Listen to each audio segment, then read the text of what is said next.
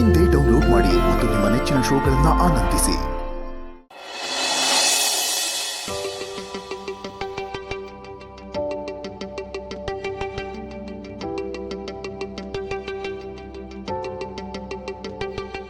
ಅಮ್ಮ, ನಾನು ಕೇಳೋ ಪ್ರಶ್ನೆಗೆ ಸತ್ಯವಾದ ಉತ್ತರನೇ ಕೊಡಬೇಕು. ಇಲ್ಲ ಅಂದ್ರೆ ನೀವು ಇಟ್ಕೊಂಡಿರೋ ಕುಂಕುಮದ ಮೇಲೆ ಆಣೆ.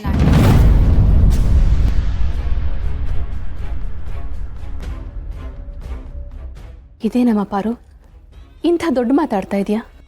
ಸಮಸ್ಯೆ ದೊಡ್ಡದಾಗಬಾರ್ದು ಅಂದ್ರೆ ಪ್ರಶ್ನೆನೂ ದೊಡ್ಡದಾಗೆ ಇರಬೇಕಲ್ವಮ್ಮ. ಇವಾಗ ಏನ್ ಸಮಸ್ಯೆ ಆಯ್ತು ಪಾರು?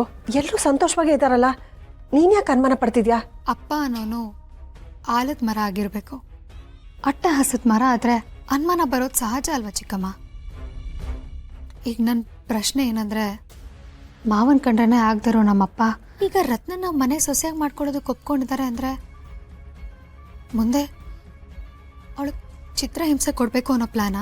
ಬಿಡ್ತು ಅನ್ನೋ ಪಾರು, ನಾನು ಬದುಕಿರೋವರೆಗೂ ರತ್ನನ್ ಬಟ್ಟೆ ಒಂದು ನೂಲು ಕೆಡ್ಸೋದಕ್ಕೂ ನಾನು ಬಿಡೋದಿಲ್ಲ. ಆದ್ರೆ ನಮ್ಮನೆ ಹೆಣ್ಮಗಳು ನೂಲ್ ಮುಟ್ಟಕ್ ಬಂದ್ರು ಸಾವು ತೋರಿಸ್ತೆ ಬಿಡಲ್ಲ ನಾನು. ಸ್ವಲ್ಪ ಸಮಾಧಾನವಾಗಿ ಕೇಳಿಸ್ಕೊ ಪಾರು. ಅವ್ರಿಗೆ ಮದ್ವೆಗೆ ಒಪ್ಕೊಂಡಿರೋದು ನಮಗೂ ಆಶ್ಚರ್ಯ ಆಯ್ತು. ಅವ್ರು ಒಪ್ಕೊಳ್ಳೋದಕ್ಕೆ ನೀನು ಊಹೆನೂ ಮಾಡದೇ ಇರೋಂಥ ಕಾರಣ ಅಂತೂ ಇದೆ. ಶಿವು ರತ್ನನ ಪರ್ಶುಕ್ ತಂದ್ಕೋಬೇಕು ಅನ್ನೋ ಪ್ರಸ್ತಾಪನ ನಾವು ನಿಮ್ಮ ಅಪ್ಪನ ಎದುರಿಗೆ ಹೇಳಿದ್ದೇ ತಡ ಅವರು ಸಿಕ್ಕಾಪಟ್ಟೆ ಕೋಪ ಮಾಡ್ಕೊಂಡ್ಬಿಟ್ರು. ಪರ್ಶುನ, ನೀನು ನನ್ನ ಮಗನೇ ಅಲ್ಲ, ನಿನ್ನ ನೋಡಿದ್ರೆ ನನಗೆ ಅಸಹ್ಯ ಆಗುತ್ತೆ ಅಂದರು.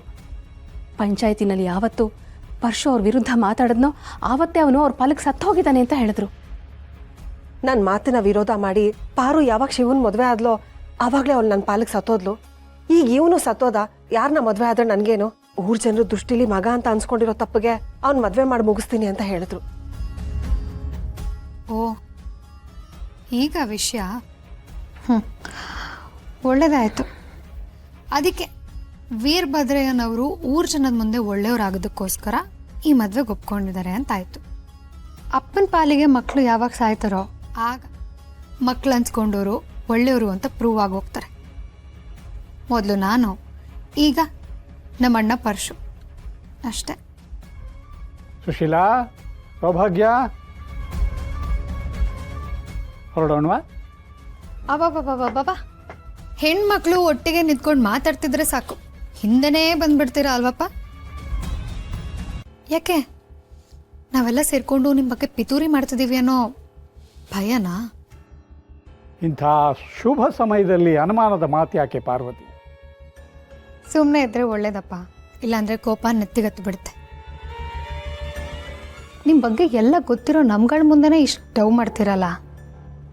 ಊರ್ ಜನರು ನಿಮ್ಮನ್ನ ದೇವ್ರು ಅನ್ಕೊಂಡಿರೋರ್ ಕಿವಿ ಮೇಲಂತೂ ಲಾಲ್ ಬಗ್ಗೆ ಇಟ್ಬಿಡ್ತೀರ ಬೇಡಿ. ನಮ್ಮ ಮನೆ ದೀಪ ಅಣ್ಣಯ್ಯ, ನಮ್ಮೊಡಲ ಜೀವ